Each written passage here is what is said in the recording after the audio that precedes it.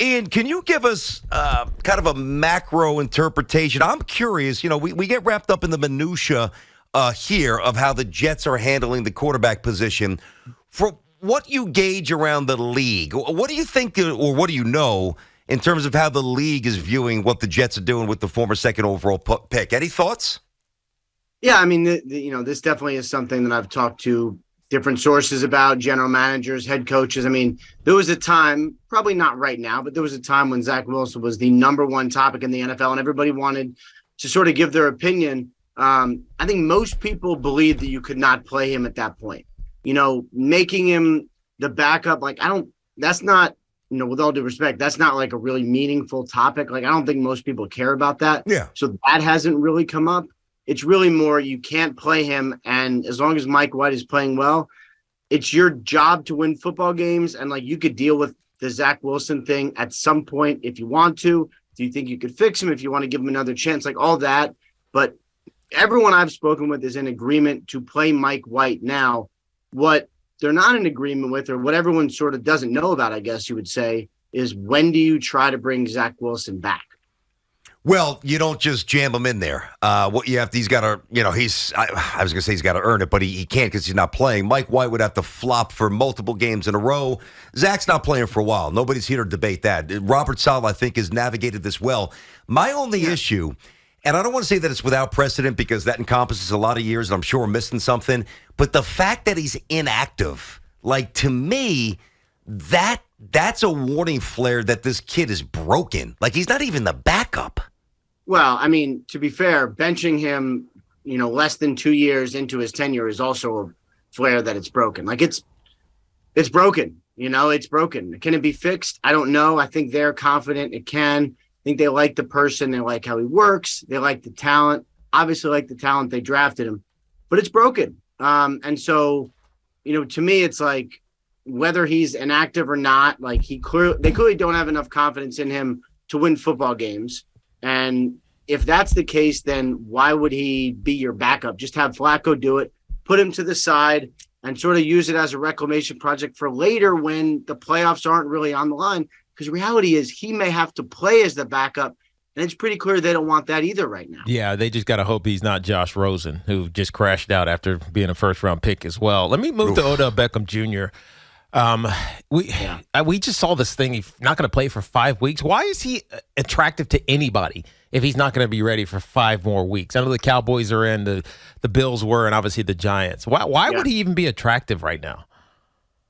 Well, I think, first of all, going into this, I'm not sure there was a full understanding from everyone involved that he wouldn't play until early January. I mean, when I started following this, which, I don't know, seems about 6 years ago right now, it really, the thought was he would sign. I think the original report I had was that Beckham's camp thought he would be able to sign by late November. Yes. Which was sort of optimistic, but that was the thought. And then it was a couple weeks later, it was actually early December is his target, which is, around right now. And that was the thought, come in, he'd sign, take a week or two to ramp up and then play.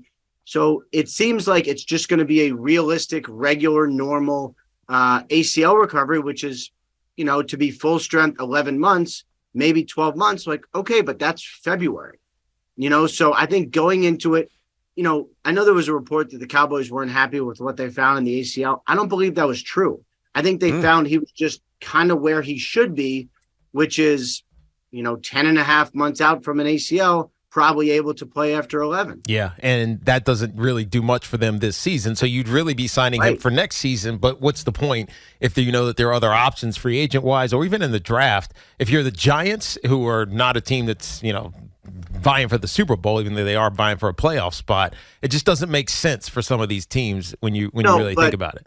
So, sorry to interrupt, but yeah, go ahead. Let's say you're the Giants. They'd actually I don't know if he's going to play this year. And does it make sense for the Giants to sign him, for one playoff game or maybe the last game of the regular season, one playoff game? I don't know. But to get a jump on free agency next year and sign a really good receiver who would probably be one of the top receivers in free agency next year, who can't get franchise tag, who is going to be free, to me, that's kind of worth something. It's just it's the same reason why I know this is whatever, but everyone killed Dave Gettleman for the Leonard Williams trade. And I was I I kind of think it's good.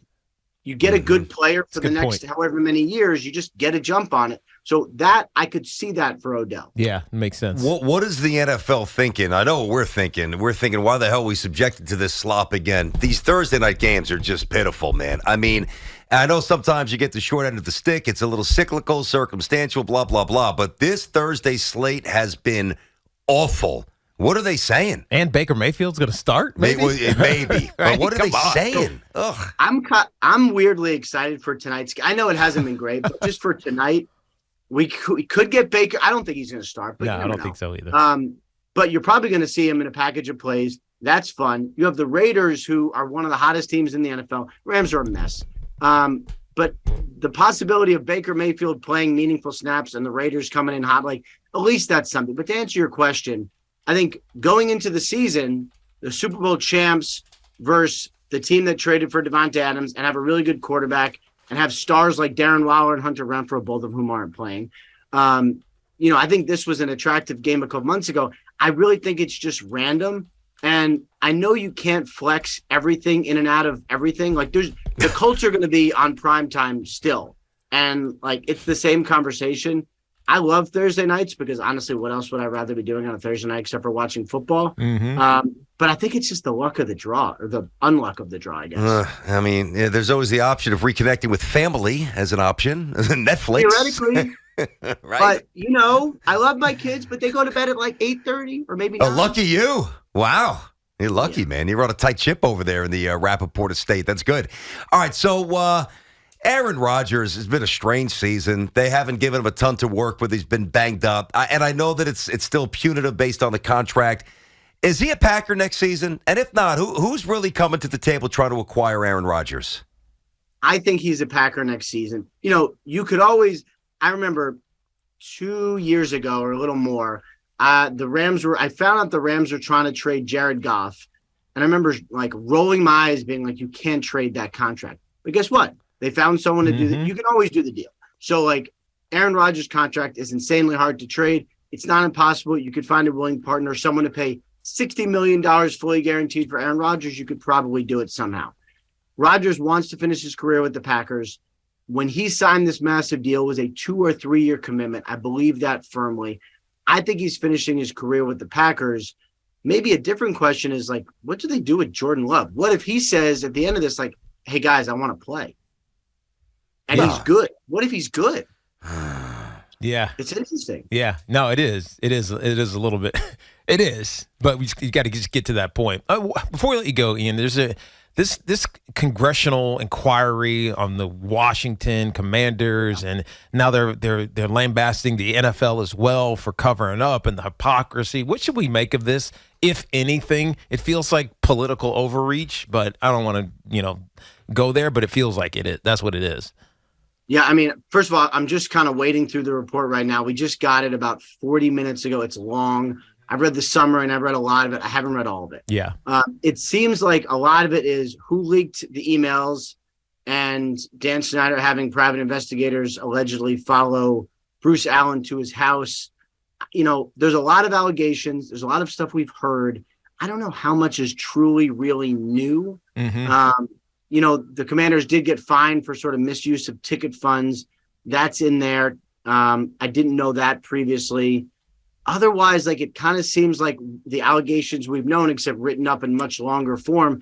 And then, like you said, there's a lot of the Democrats saying one thing, the Republicans saying another thing, and then here's the report. So, Dan Snyder's already said he's open to selling really the whole team or parts, but also the whole. So I don't know that this really changes anything, honestly. Yeah, nothing's going to change.